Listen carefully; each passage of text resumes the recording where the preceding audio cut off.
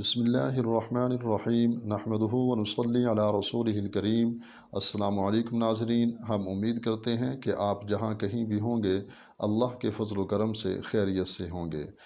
آج ہم بات کریں گے کہ خواب کے اندر آسمان پر بادل دیکھنا یا پھر سیاہ رنگ کا بادل دیکھنا، اسی طرح بادل کو برستے دیکھنا یا پھر بادل کو اڑتا ہوا دیکھنا، اس کی تعبیرات کے متعلق آج ہم بات کریں گے۔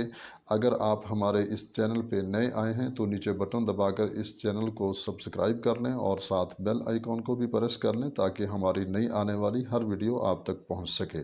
خواب کے اندر اگر کسی شخص نے آسمان پر بادل دیکھا ہے تو اس کی تعبیر یہ ہے کہ بادشاہ وقت اس پر مہربان ہو سکتا ہے، اور اگر کسی شخص نے خواب کے اندر یہ دیکھا ہے کہ بادل کا ٹکڑا اس نے حاصل کیا ہے تو اس کی تعبیر یہ ہے کہ اس شخص کو علم اور حکمت حاصل ہوگی۔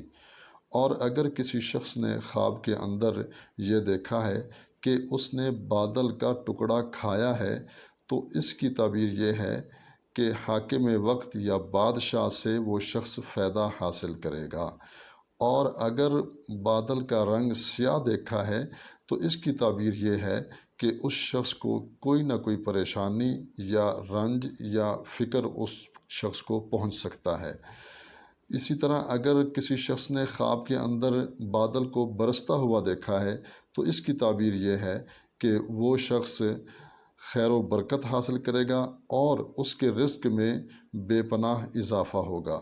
اور اگر کسی شخص نے خواب کے اندر بادل کو گرجتا ہوا دیکھا ہے تو اس کی تعبیر یہ ہے کہ اس شخص کو کوئی پریشانی پہنچ سکتی ہے، اسے چاہیے کہ وہ توبہ کرے اور نیک اعمال کرے۔